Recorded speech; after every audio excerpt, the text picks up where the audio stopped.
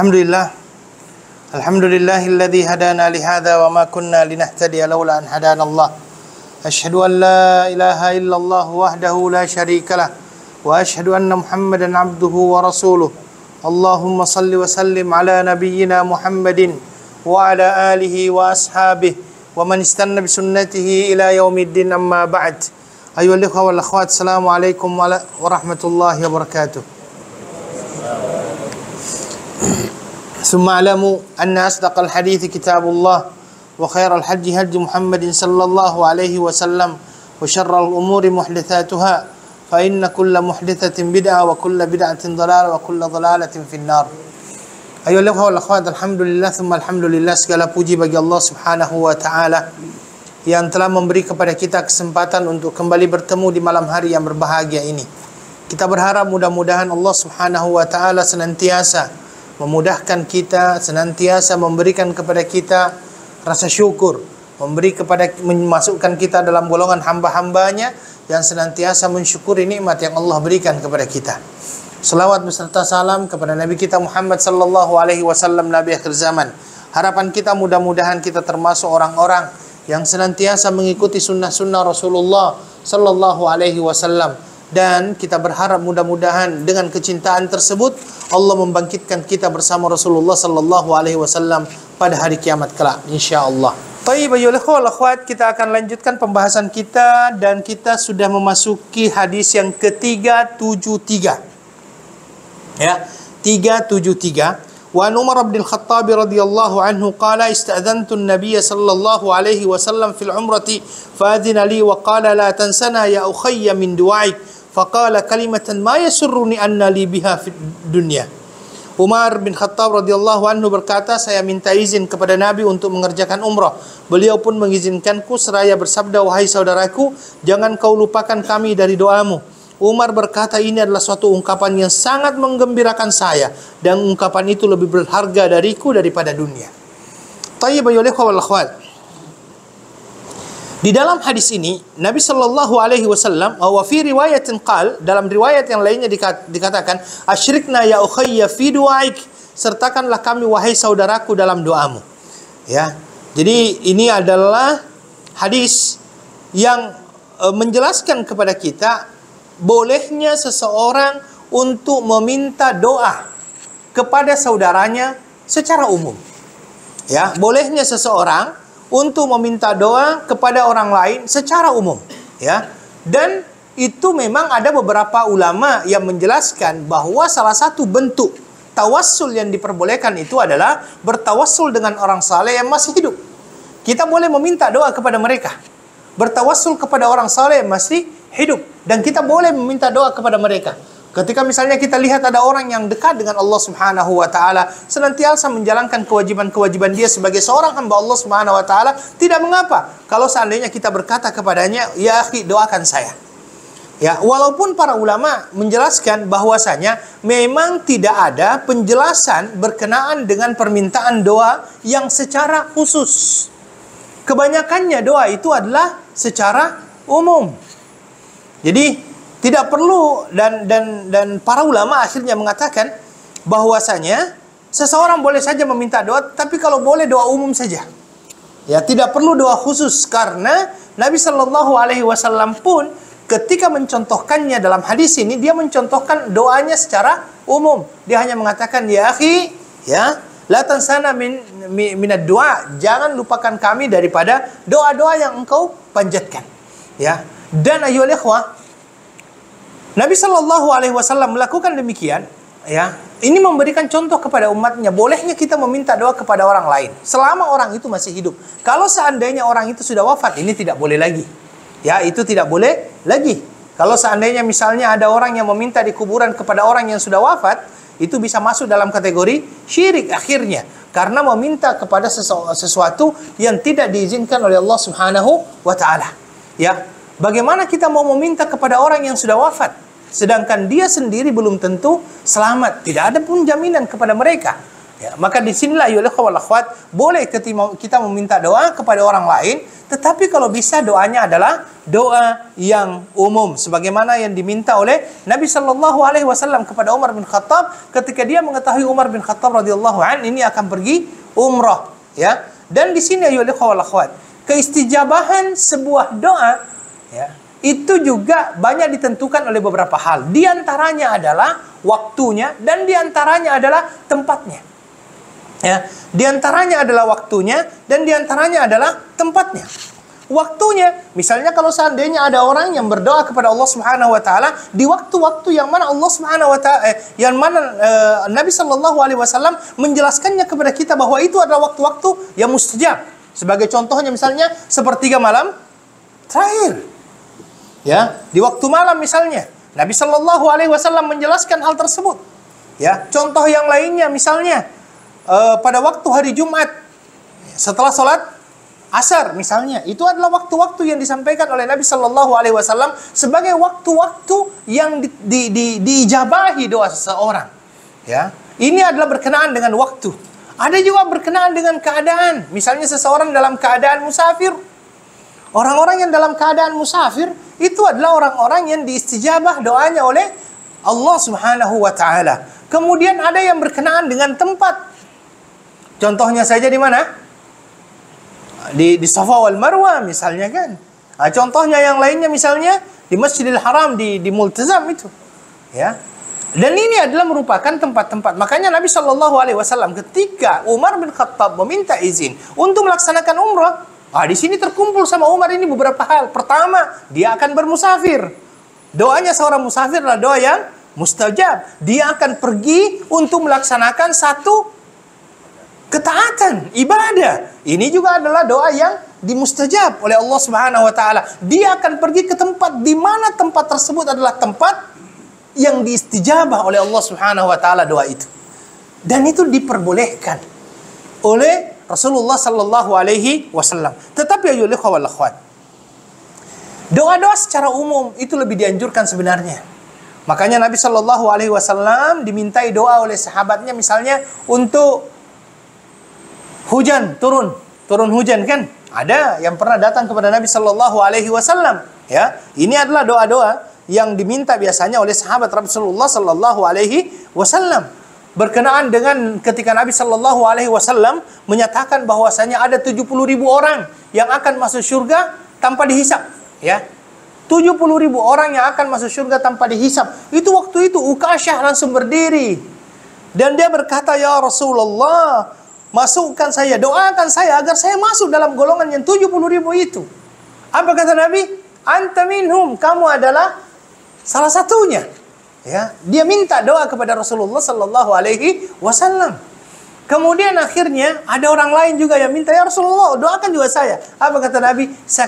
Sabaqaka biha Ukasyah. Kamu sudah kedahuluan sama Ukasyah. Ya, ini boleh, silahkan. Kemudian misalnya permintaan seorang wanita kepada Nabi Shallallahu Alaihi Wasallam yang mana dia itu sering terkena penyakit penyakit sawang ya, sawan di sini sawan. Apa? Iya betul ya. Seseorang yang terkena sawan ya kan, seorang wanita. Sebenarnya wanita ini dia malu karena ketika dia kena sawan itu, maka dia terbuka auratnya. Maka orang ini datang kepada Nabi Shallallahu Alaihi Wasallam. Kemudian Nabi Shallallahu Alaihi Wasallam berkata kepada dia, boleh saya doakan kamu. Tetapi kalau seandainya engkau bersabar, engkau akan mendapatkan surga. Mana yang kamu lebih pilih? Kata dia, ya Rasulullah, kalau begitu, ya doakan saja kalau saya terkena sawan tidak tersingkap auratku. Karena dia malu itu adalah karena tersingkap auratnya. Maka akhirnya orang itu didoakan agar tidak tersingkap auratnya kalau seandainya dia terkena sawan itu. Dan didoakan oleh Rasulullah sallallahu alaihi wasallam. Ya. Maka ayolah ikhwah, kalau seandainya ada yang meminta doa kepada orang-orang yang dianggap sebagai orang yang saleh, dekat dengan Allah, silahkan. Dan ini termasuk adalah sesuatu yang memang tawassul yang diizinkan oleh Allah Subhanahu wa taala. Ya. tawassul yang diizinkan oleh Allah Subhanahu wa taala. Kemudian sebenarnya ada yang terbaik, ayyuhal ikhwal akhwat. Kalau boleh, sebelum saudara kita meminta doa kepada kita, kita doakan dia. Itu termasuk doa yang mustajabah. Ad-du'a an zahril qalb. Istilahnya begitu. Berdoa dari hati tanpa diketahui oleh orang tersebut. Kita doakan dia. Dan kata Nabi sallallahu alaihi wasallam, orang yang mendoakan saudaranya tanpa diketahui oleh saudaranya, maka malaikat yang akan menjawab. Malaikat yang akan menjawab. Apa kata Nabi sallallahu alaihi wasallam? Amin walaka bimithlih. Amin, dan untukmu seperti itu juga.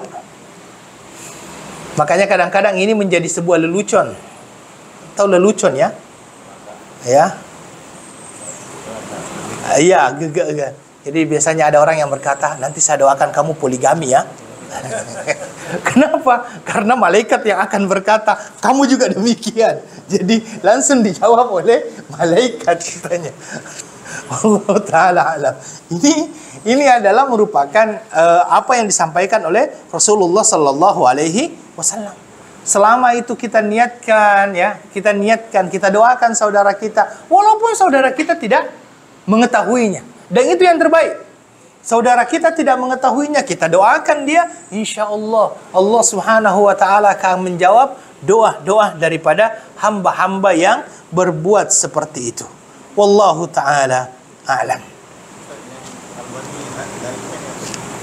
Yang itu ya. Hadisun sahih rawahu Abu Dawud at-Tirmidzi wa qala hadisun sahih.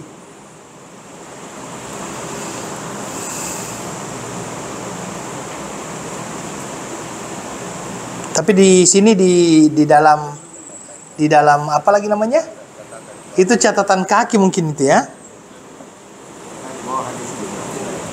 Ya, di dalam bahasa Arabnya tidak ada kata-kata al-dha'afahul albani. Taib, nanti insya Allah saya coba untuk lebih lihat lagi. Insya Allah riwayatnya ini akan saya sampaikan pada minggu hadapan. Taib, ayyuhal ikhwah wal akhwat. Selanjutnya hadis 374 wa an Ibnu Umar radhiyallahu anhu qala kana an-nabiy sallallahu alaihi wasallam yazuru Quba rakiban wa mashiyan fayusalli fihi rak'atayn muttafaqun alaih wa fi riwayatin kana an-nabiy sallallahu alaihi wasallam ya'ti masjid Quba kull sabtin rakiban wa mashiyan wa kana Ibnu Umar yaf'aluhu sebentar.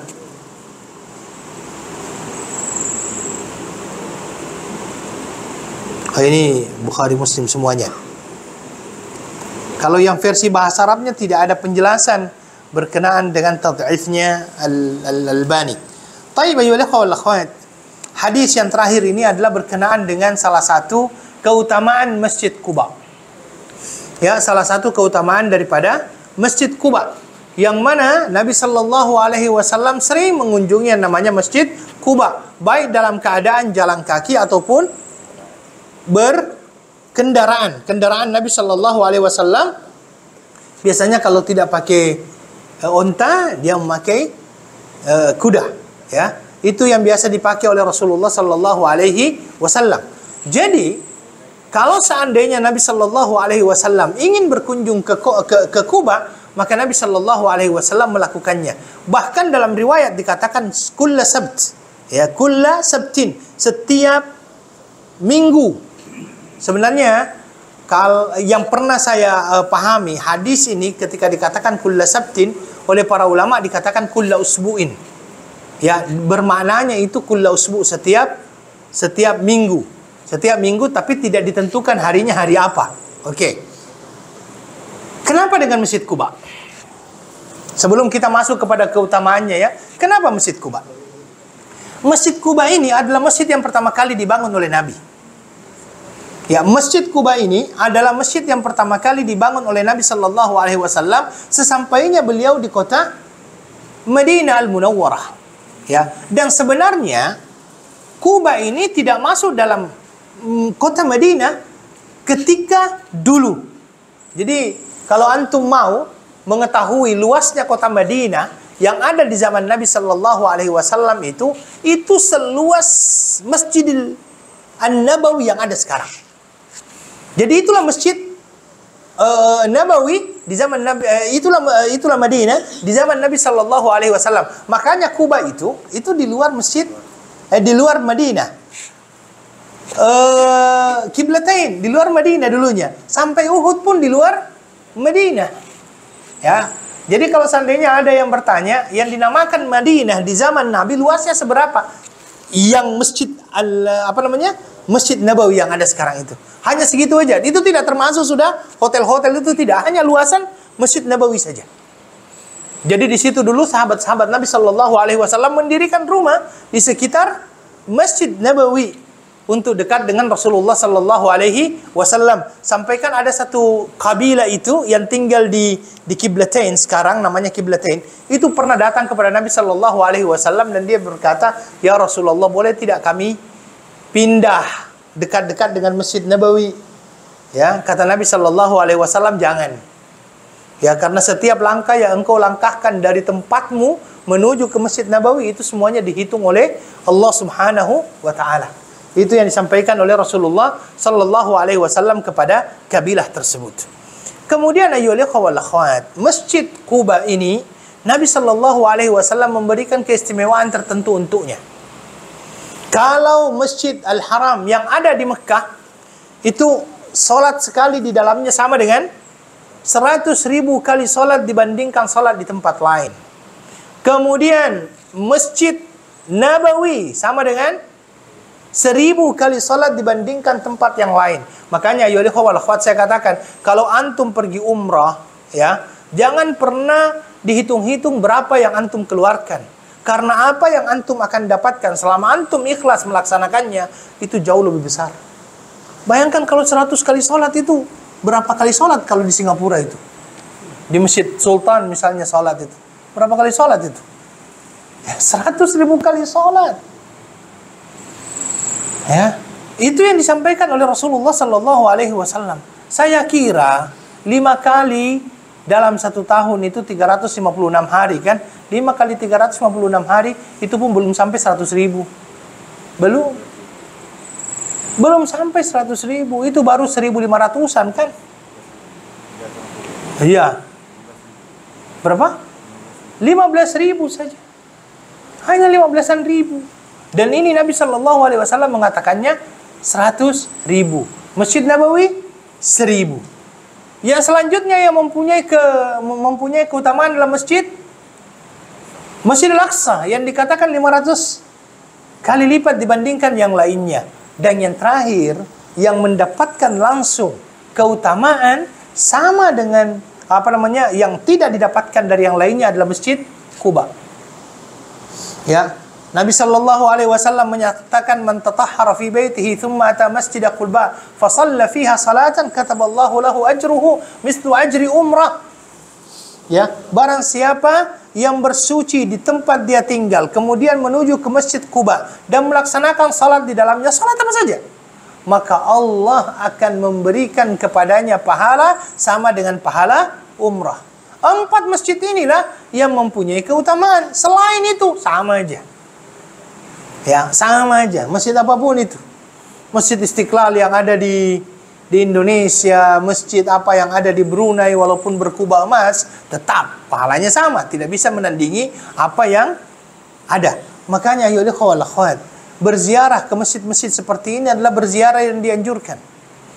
La tushaddur rihal illa ila 3 masajid, kata Nabi Sallallahu Alaihi Wasallam.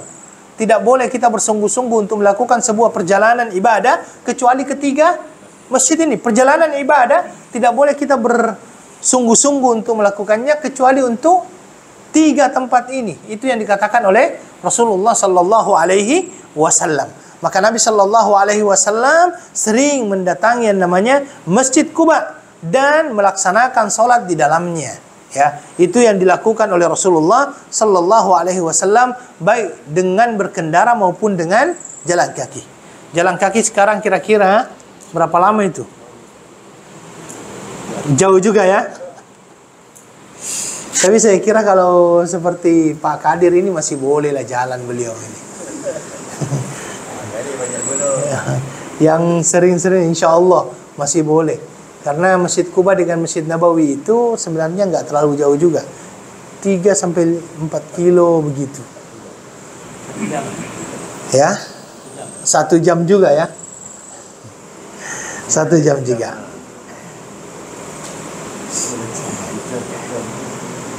Saya masih ingat dulu waktu kuliah di Saudi, harga untuk naik dari Masjid Haram ke Kuba itu hanya 5 rial aja.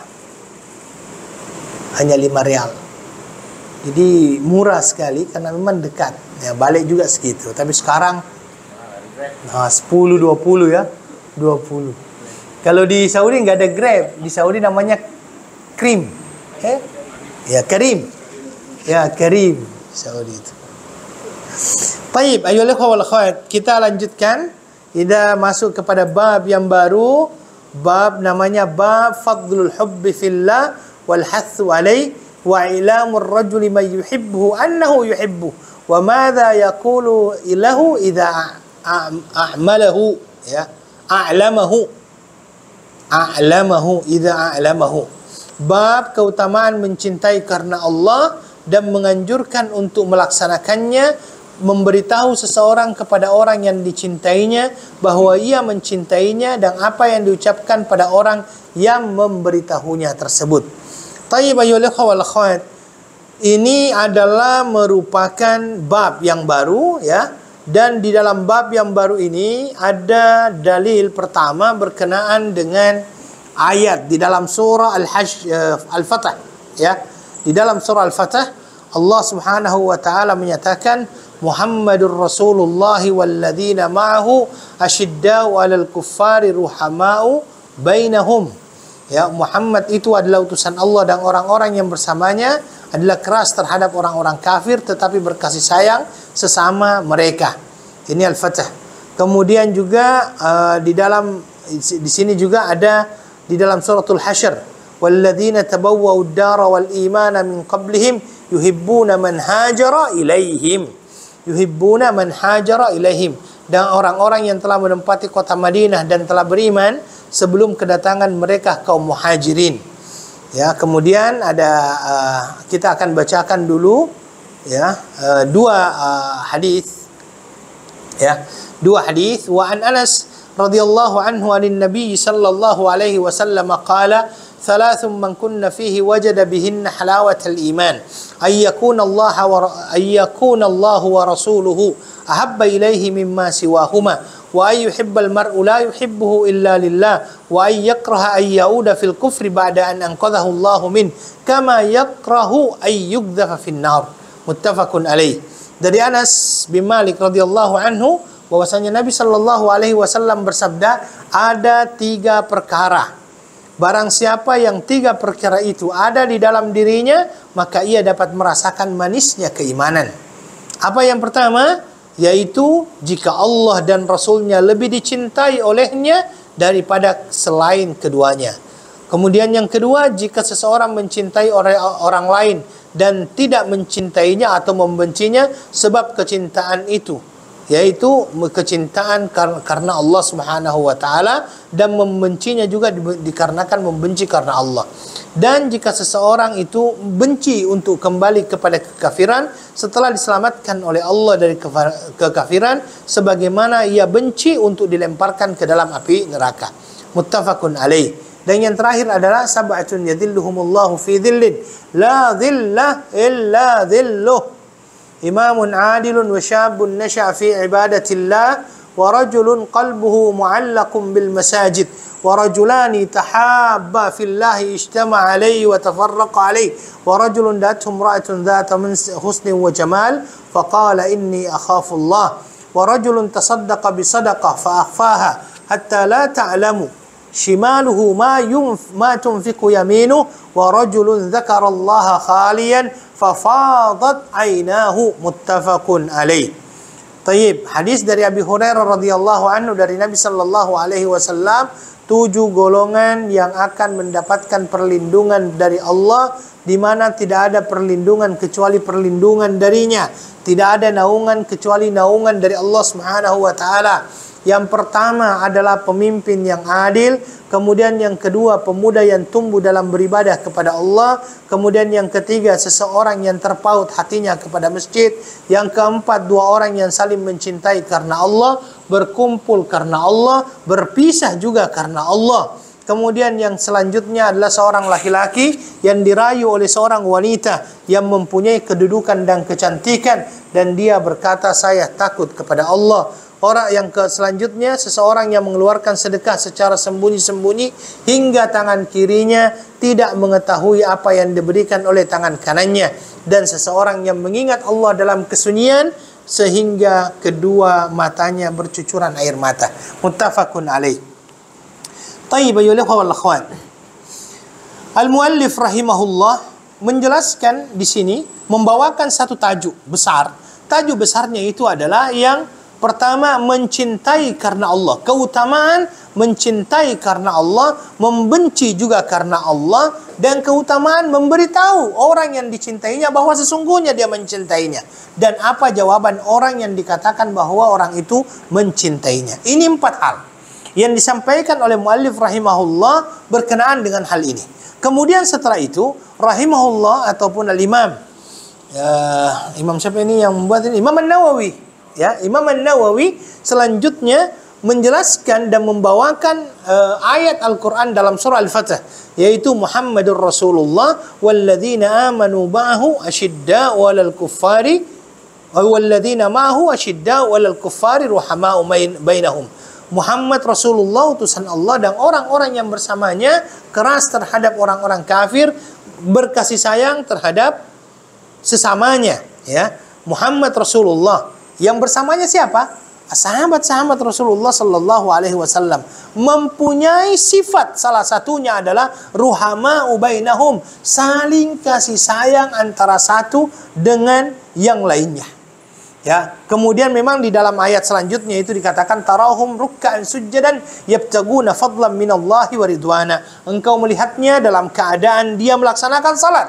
Engkau melihatnya dalam keadaan dia ruku. Engkau melihatnya di dalam keadaan mereka sujud. Inilah sahabat Nabi sallallahu alaihi wasallam bersama Rasulullah sallallahu alaihi wasallam sebagai bentuk penghambaan kepada Allah Subhanahu wa taala, mendekatkan diri mereka kepada Allah Subhanahu wa taala. Mereka tidak menghendaki sedikit pun dari kehidupan dunia, tetapi yang mereka cari adalah karunia dari Allah Subhanahu wa taala, keridhaan Allah Subhanahu wa taala. Ini yang mereka cari. Yaitu apa? Pahala. Ini yang mereka cari. Apa itu? Keridhaan Allah Subhanahu wa taala. Ya, kemudian dikatakan simahum fi wujuhihim min atharis sujud. Engkau akan melihat di wajah mereka ada tanda-tanda orang-orang yang bersujud. Ya, yaitu tanda di wajah mereka dikarenakan adanya bekas-bekas sujud. Apa itu? Cahaya. Ya, cahaya, bukan di di dahi, bukan. Tetapi yang terlihat itu adalah cahaya. Ya. Cahaya di wajahnya yang diberikan oleh Allah Subhanahu wa taala dikarenakan sujudnya. Ya, dikarenakan sujudnya. Jadi kita lihat itu biasanya orang-orang yang bersujud, yang banyak beribadah kepada Allah, yang melaksanakan sholat, itu wajahnya itu lebih nampak perbedaannya. Nampak perbedaan, bersinar biasanya. Biasanya kita lihat ada orang kan, baru ketemu dengan orang tersebut, Masya Allah, orang itu nampak di wajahnya itu memang seolah-olah ada sinar wajah. Ya, mungkin dikarenakan apa? Ibadah yang dia lakukan, dekat dengan Allah Subhanahu wa taala. Dan di dalam ayat tersebut dikatakan simahum fi wujuhihim min atharis sujud, dzalika masalahum fit Taurat. Hal itu sudah dijelaskan juga di dalam kitab sebelumnya. Sifat-sifat seperti itu dijelaskan juga di dalam kitab sebelumnya, yaitu kitab Taurat. Bahwasanya keadaan sahabat Nabi yang senantiasa bersujud, ruku, sujud, mengharapkan ridha daripada Allah Subhanahu wa taala, itu diterangkan di dalam kitab-kitab sebelumnya, dalam kitab Taurat, di dalam kitab Al-Injil. Makanya di dalam Al-Qur'an dikatakan bahwasanya ya min atharis sujud dzalika masaluhum fit Taurat wa mathaluhum fil Injil. Itu yang disampaikan oleh Allah Subhanahu wa taala. Maka memang pada akhirnya kita lihat bahwasanya ini merupakan sifat yang dimiliki oleh Rasulullah beserta sahabat-sahabatnya. Ya, berkasih sayang kepada sesamanya, jangan dibalik. Ya, berkasih sayang kepada sesamanya, jangan dibalik. Ya, tidak perlu saya terangkan lebih lanjut kata-kata jangan dibalik itu. Ya, jangan dibalik. Jangan sampai kepada orang-orang secara sesama muslim, Masya Allah kita kerasnya bukan main. Jangan. Harus ada kasih sayang kepada mereka. Ya. Mari kita meneladani Rasulullah Sallallahu Alaihi Wasallam. Bagaimana kasih sayang Rasulullah Sallallahu Alaihi Wasallam kepada sahabat-sahabatnya. Bagaimana kasih sayang Nabi Sallallahu Alaihi Wasallam kepada jirannya. Bagaimana kasih sayang Rasulullah Sallallahu Alaihi Wasallam kepada orang-orang Muslim yang lainnya ataupun kepada keluarganya. Sehingga Nabi Shallallahu Alaihi Wasallam menyatakan khairukum khairukum li ahlihi wa ana khairul li ahli. Sebaik-baik daripada kalian adalah orang yang paling baik kepada keluarganya, dan saya termasuk orang yang paling baik terhadap keluargaku. Makanya ayo wal akhwat, sifat kasih sayang itu perlu untuk kita jadikan sebagai karakter yang membumi di dalam diri kita, yang tertanam di dalam diri kita. Sifat kasih sayang itu baik dalam percakapan maupun di dalam perbuatan. Baik dalam percakapan maupun di dalam perbuatan. Ya. Makanya kalau kita lihat, jangan sampai kita kalah sama orang-orang yang belum mengetahui bagaimana Nabi Shallallahu Alaihi Wasallam berkasih sayang terhadap sesamanya. Jangan sampai kita semakin mempelajari manhaj yang benar ini, malah semakin kesat kata-kata kita. Jangan. Jangan sampai setelah kita mempelajari Islam ini sebagai agama yang rahmah, agama yang penuh dengan kasih sayang, malah kita sendiri yang mempunyai kata-kata yang Masya Allah, yang Subhanallah, bukan Masya Allah ya, yang Subhanallah. Ya, tidak mampu untuk dicerna oleh yang lainnya. Ya, kalau kata Hamka itu, ya, tidak tercerna oleh ayam, tidak termakan oleh itik. Ya, kata-katanya itu tidak tercerna oleh ayam, tidak termakan oleh itik. Dikarenakan apa? Buruknya kata-kata yang keluar dari diri dia. Sampai binatang pun tidak mampu untuk mencernanya. Itu kata Hamka di dalam bukunya itu. Ya. Jadi ayo ikhwah, perlu untuk kita senantiasa memperbaiki kata-kata kita. Dan kata-kata yang baik bisa menjadi gerbang orang tersebut tertarik kepada Islam. Kata-kata yang baik bisa menjadi gerbang orang lain itu tertarik kepada Islam. Banyak orang yang masuk Islam karena apa? Karena melihat akhlak seorang muslim terhadap dirinya. Akhlak seorang muslim terhadap dirinya. Di tengah degradasi moral yang ada di negara-negara luar itu, mereka akhirnya mencoba untuk mencari jawaban dan solusi, dan mereka sebenarnya dapatkannya di dalam agama kita, yaitu agama Islam. Ya, kalau seandainya kita betul-betul menampakkan kepada mereka rahmah, kasih sayang, insya Allah, ya, mereka pun akan tertarik dengan agama yang kita anut ini. Kemudian ayyuhal akhwat, ini yang pertama. Yang kedua, ini bercerita berkenaan dengan orang-orang Ansar yang menerima kedatangan orang-orang Muhajirin yang berhijrah. Ya. Muhajirin yang berhijrah. Makanya di dalam Al-Quran itu dikatakan yuhibbuna man hajara ilaihim. Orang-orang yang kedatangan kaum Muhajirin ini sangat gembira. Orang-orang Ansar itu merasakan kegembiraan yang luar biasa kedatangan saudara-saudaranya yang berasal dari Makkah. Kedatangan saudara-saudaranya yang berasal dari Makkah. Makanya ya wal akhwat, ketika Nabi Shallallahu Alaihi Wasallam sampai di Kuba dan Nabi Shallallahu Alaihi Wasallam membangunkan masjid, yaitu Masjid Kuba ya. Kemudian setelah itu yang dilakukan oleh Nabi Shallallahu Alaihi Wasallam mempersaudarakan antara kaum Muhajirin dengan Ansar. Jadi setiap orang diberikan tanggung jawab oleh Nabi. Kamu yang bertanggung jawab terhadap orang ini. Dan dipersaudarakan seolah-olah mereka itu saudara secara iman. Makanya ya ikhwal akhwat, kalau kita mencoba untuk mengkajinya dalam surah Al-Hujurat, itu Allah menyatakan apa? Innamal mu'minuna ikhwatun. Ikhwatun. Kalau kita mengkaji di dalam sisi bahasa, kata-kata akhun itu artinya saudara kan? Itu mempunyai dua jamak. Yang pertama ikhwatun, yang kedua ikhwanun. Ikhwan, ada kata-kata ikhwan itu kan. Dan ternyata ikhwatun itu menurut ahli bahasa lebih kuat dibandingkan kata-kata ikhwanun. Kata-kata ikhwatun itu lebih kuat dibandingkan kata-kata ikhwanun. Maka di dalam Al-Quran Allah menggambarkan keadaan orang yang beriman itu dengan kata-kata ikhwatun, yang sama, seolah-olah sama dengan saudara senasab. Senasab tahu ya? Ya. Seolah-olah sama seperti saudara sekandung, seayah atau seibu. Orang-orang yang beriman. Maka dikarenakan mereka bersaudara. Dan ingat, persaudaraan di dalam Islam itu, landasan utamanya itu iman. Landasan utamanya itu adalah Islam dan iman. Maksudnya bagaimana? Selama orang itu mengatakan saya Muslim, maka kita sebagai orang Muslim yang lain langsung akan mengatakan kamu saudara saya. Walau bagaimanapun dia, kulitnya berbeda, rambutnya tidak sama, wajahnya juga berlainan, tetapi selama dia mengatakan saya adalah seorang Muslim, selama itu kita akan mengatakan engkau adalah saudaraku. Dia mempunyai hak dan kita mempunyai kewajiban terhadap dia. Ya, ini jangan sampai hilang, karena Allah yang menyatukan, mempersatukan kita, dan ini yang perlu untuk kita perjuangkan, pererat ini.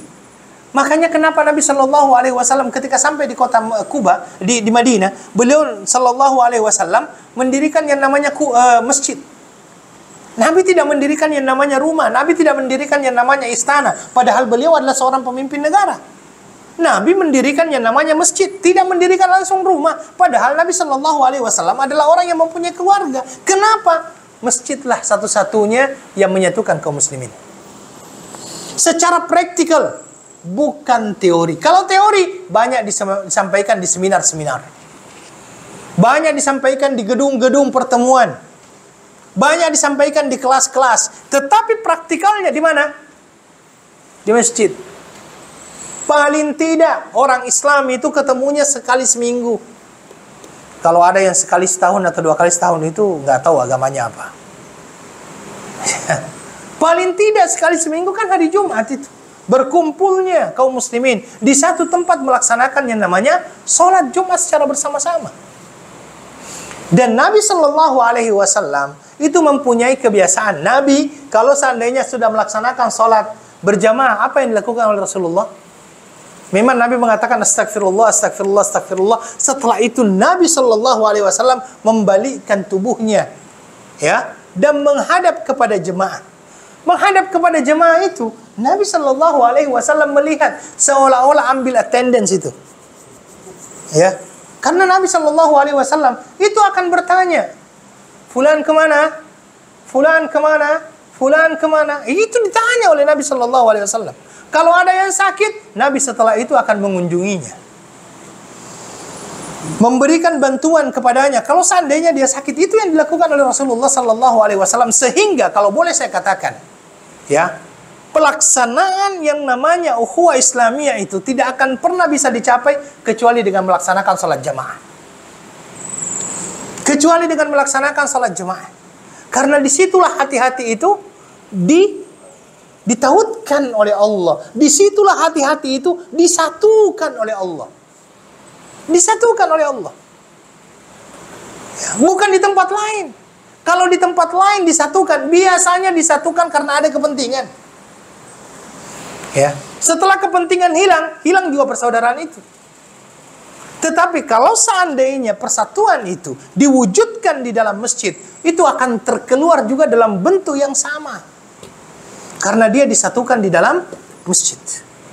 Ya, makanya di dalam di situ dikatakan orang-orang muhajirin itu sangat suka dengan kedatangannya siapa? Orang-orang muhajirin, orang-orang yang berhijrah. Sampai-sampai di dalam, ini berkali-kali saya sampaikan, di dalam buku-buku yang sejarah ketika menceritakan bagaimana keadaan kaum Muhajirin dan kaum Ansar ketika sampai di kota Madinah Al-Munawwarah, dipersaudarakan oleh Nabi Shallallahu Alaihi Wasallam. Tidak segang-segang di antara mereka ada yang menawarkan apa yang dia miliki, dan yang dia miliki itu adalah sesuatu yang sangat berharga. Seperti misalnya saat ketika dipersaudarakan oleh Nabi Shallallahu Alaihi Wasallam dengan Abdurrahman bin Auf. Abdurrahman bin Auf, dia tinggalkan hartanya di kota Mekah Al-Mukarramah. Karena apa? Cintanya dan ketaatannya kepada Allah dan cintanya kepada Rasulullah Sallallahu Alaihi Wasallam. Dia tinggalkan hartanya, dia tinggalkan keluarganya, dia berhijrah bersama Rasulullah Sallallahu Alaihi Wasallam ke kota Madinah Al-Munawwarah. Sesampainya di kota Madinah Al-Munawwarah, seseorang yang melihatnya saat yang waktu itu memang dia dipersaudarakan dengan Abdurrahman bin Auf. Dia melihat Abdurrahman ini dalam keadaan termenung begitu, dia datangi. Kata dia, kita sudah dipersaudarakan oleh Nabi Shallallahu Alaihi Wasallam. Apa yang engkau perlukan? Kalau seandainya engkau memerlukan harta, karena engkau meninggalkan hartamu di kota Mekah Al-Mukarramah, saat ini saya mempunyai beberapa kebun. Silahkan pilih untuk kamu jadikan sebagai kebunmu. Itu yang ditawarkan. Kira-kira ada di antara kita yang mungkin mempunyai 2 mobil begitu, ada temannya yang tidak punya mobil. Ini ada, saya punya 2 mobil, ambil 1 untuk kamu jadikan sebagai milikmu. Kalau 1 aja tak boleh kan? Ya. Ini yang dilakukan oleh Rasulullah Sallallahu Alaihi sahabat Nabi Sallallahu Alaihi Wasallam. Belum lagi berkenaan dengan cerita yang ketika dia mau minum setelah terjadinya peperangan kan? Ketika dia mau meminum, ada di antara dia terdengar orang lain juga berkata air didatangi lagi, akhirnya sampai semuanya wafat, cerita seperti itu. Itu banyak kita dengarkan. Ya, ini adalah merupakan hal yang luar biasa yang ditinggalkan oleh sahabat-sahabat Rasulullah Sallallahu Alaihi Wasallam untuk kita teladani. Ya, untuk kita teladani. Makanya orang-orang Muhajirin dan Ansar ini termasuk orang-orang yang memang mendapatkan kemuliaan di sisi Allah Subhanahu wa taala. Makanya as-sabiqunal awwalun, kemudian Allah mengatakan apa? Minal muhajirina wal ansar. Masya Allah, dia sudah mendapatkan yang namanya kedudukan di sisi Allah Subhanahu wa taala. Dan di dalam ayat tersebut dikatakan radhiyallahu anhum wa radu'an. Itu adalah hal yang luar biasa. Allah ridho kepada mereka, mereka pun ridho kepada Allah. Salah satu termasuk di antaranya mereka siapa? Muhajirin dan Ansar. Ya, Muhajirin dan Ansar. Di situ dikatakan bahwasanya mereka gembira. Yuhibbuna man hajara ilaihim. Ya. Bahkan di dalam Al-Qur'an dikatakan wala yajidun wa yu'thiruna ala anfusihim walau kana bihim khasasa. Ini salah satu kehebatan orang Ansar ini, ya. Di dalam Al-Quran sampai disampaikan itu. Wa yu'thiruna ala anfusihim walau kana bihim khasasa. Salah satu sifat orang-orang Ansar itu lebih mendahulukan orang lain dari saudaranya Muhajirin dibandingkan dia sendiri, walaupun dia sendiri memerlukannya. Dan ini kan diturunkan oleh Allah Subhanahu wa taala, salah satunya adalah apa? Salah satu penyebabnya, sababun nuzul ayat tersebut adalah dikarenakan adanya kaum Ansar yang menerima tamu, dia sendiri memerlukan makanan tersebut, tapi dia hidangkan untuk tamunya, ya. Kemudian dia pergi tidur. Dan di situ Allah menyatakan wa yusiruna ala anfusihim walau kana bihim khasasa. Walaupun mereka dalam keadaan lapar. Ya, mereka rasakan kelaparan demi agar saudaranya itu kenyang. Ini sifat mereka. Ya, ini sifat mereka. Kemudian ayyuhal ikhwal akhwat, ya, selain itu disampaikan di dalam hadis, ini hadis yang pertama ini. Hadis yang pertama di sini adalah 3, ya. Ini Anas bin Malik radhiyallahu an mengatakan bahwasanya ada 3 hal yang apabila 3 hal itu ada di dalam diri kita, maka kita akan merasakan manisnya keimanan. Ya. Maksudnya bagaimana? Orang-orang yang mempunyai sifat dengan sifat seperti itu, maka dengan penyebab itu dia akan merasakan manisnya keimanan. Ya, manisnya keimanan. Jadi yang dimaksud dengan kemanisan keimanan ini adalah sesuatu yang tidak bisa kita rasakan seperti gula. Gula kan kita rasa manis, tidak, bukan seperti itu. Ya, ataupun seperti manisnya madu. Ya. Tetapi kemanisan iman itu akan dirasakan oleh seseorang melebihi daripada manisnya madu, melebihi daripada manisnya gula. Ya.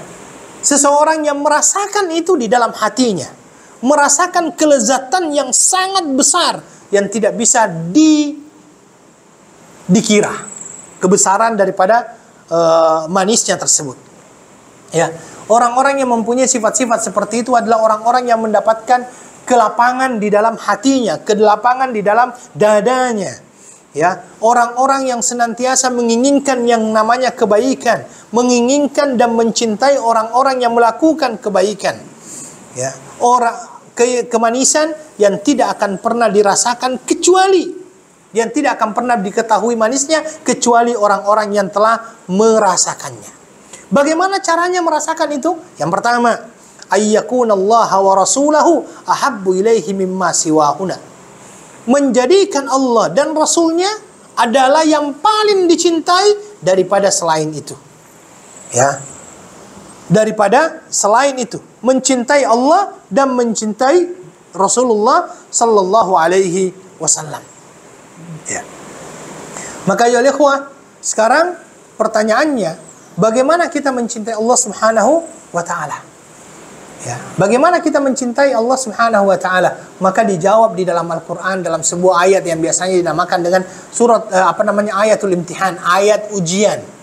Apa itu?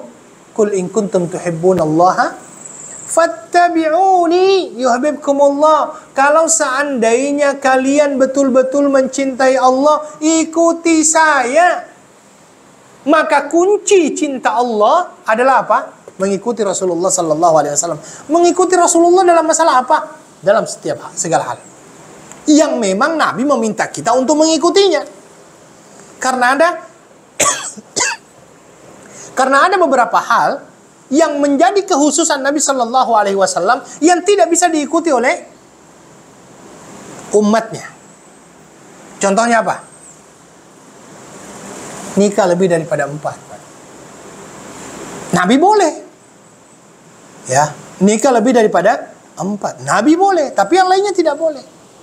Nabi diharamkan untuk menerima zakat. Diharamkan untuk menerima zakat. Itulah Rasulullah sallallahu alaihi wasallam. Ya. Jadi selain termasuk keluarganya. Ya. Apa itu? Ya, ahlul bait. Ahlul bait Nabi sallallahu alaihi wasallam. Ya. Jadi ini adalah cara mencintai Rasulullah sallallahu alaihi wasallam dengan mengikutinya. Dan saya kira dengan mengikuti sunnah-sunnah Rasulullah sallallahu alaihi wasallam saja, itu masih banyak di antara kita yang tidak mengikutinya. Apa yang dilakukan oleh Nabi saja belum tentu kita lakukan. Contoh misalnya zikir pagi dan sore, kita sudah lazimkan belum? Ketika masuk toilet, kita baca doa belum? Ketika bangun dari tidur, baca doa tidak? Sebelum tidur kita mengikuti seperti apa yang ditunjuk ajarkan oleh Rasulullah atau tidak? Makanya tidak perlu menambah-nambah sesuatu yang sebenarnya bukan ajaran daripada Nabi atau tidak pernah diajarkan oleh Rasulullah sallallahu alaihi wasallam untuk menunjukkan bukti cinta kita kepada Nabi. Cukup mengikuti apa yang telah ditunjuk ajarkan oleh Rasulullah sallallahu alaihi wasallam, tidak perlu ditambah-tambah sebenarnya. Nabi sendiri sudah menerima daripada Allah, al-yauma akmaltu lakum dinakum wa atmamtu alaikum ni'mati wa raditu lakumul Islam madina. Hari ini saya sudah sempurnakan agamamu. Ya, wa atmamtu alaikum ni'mati, dan saya telah sempurnakan kenikmatanku kepadamu. Wa raditu lakumul Islam madina, dan saya telah meridhai Islam menjadi agamamu. Ini yang disampaikan oleh Allah kepada Nabi sallallahu alaihi wasallam. Maka yang pertama harus kita ketahui adalah apa? Kalau memang betul-betul kita cinta kepada Nabi kepada Allah, maka mengikuti Rasulullah sebagai teladan kita itu yang perlu ada.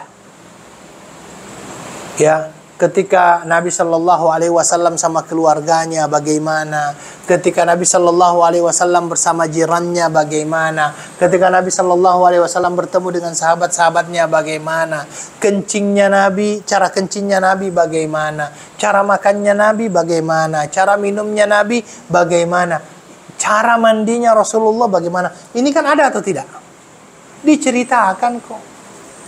Diceritakan oleh Aisyah yang paling banyak menceritakan tentang keseharian Rasulullah Sallallahu Alaihi Wasallam. Jangan sampai kita mengaku sebagai pengikut dan pencinta Rasulullah Sallallahu Alaihi Wasallam, tetapi kita tidak pernah mengikuti apa yang ditunjuk ajarkan oleh Rasulullah Sallallahu Alaihi Wasallam. Persis seperti seorang penyair yang mengatakan kullun yaddai hubba kullun yaddai waslam bilaila wa laila la yukirru bidzalik. Semua orang mengaku dekat dengan yang namanya Laila, sedangkan Laila sendiri menafikan bahwa dia dekat dengan orang-orang tersebut. Ya, cintanya tidak berbalas. Ya, cintanya bertepuk sebelah tangan. Bertepuk sebelah tangan terdengar tidak? Tak. Kecuali itu. Cinta bertepuk sebelah tangan jangan. Maka cinta itu memerlukan yang namanya pembuktian. Bagaimana pembuktiannya? Ikuti apa yang ditunjuk ajarkan oleh Rasulullah Sallallahu Alaihi Wasallam. Cara berkatanya. Nabi Sallallahu Alaihi Wasallam ketika mengkritik orang pernah menyebut nama tidak kira-kira? Tidak juga kan? Nabi itu kata di dalam riwayat dikatakan kalau dia mengkritik pun dia mengatakan ma balu qaumin yaf'aluna kadza wa kadza. Kenapa sih ada orang yang begini dan begitu?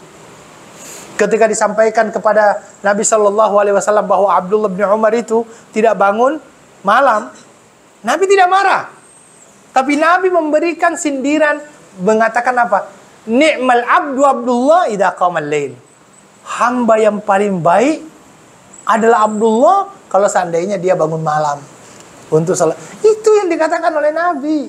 Nabi tidak mengatakan, ente kenapa sih tidak pernah bangun malam ini? Tidak. Nabi itu malah mengatakan demikian. Begitulah caranya Rasulullah Sallallahu Alaihi Wasallam. Kata-kata yang baik biasanya lebih diterima daripada kata-kata yang buruk. Maka kebenaran yang disampaikan dengan cara yang buruk biasanya ditolak daripada kebatilan yang disampaikan dengan cara yang baik. Maka sampaikanlah kebenaran dengan cara-cara yang baik pula. Wallahu ta'ala alam. Saya kira itu yang bisa kami sampaikan pada malam hari yang berbahagia ini. Mudah-mudahan Allah Subhanahu wa ta'ala memberikan kepada kita taufik dan hidayahnya, dan mudah-mudahan Allah Subhanahu wa ta'ala mengampuni segala dosa yang kita lakukan insyaallah. Syukran. Jazakumullahu khairan. Subhanakallahumma bihamdika asyhadu an la ilaha illa anta astaghfiruka wa atubu ilaik.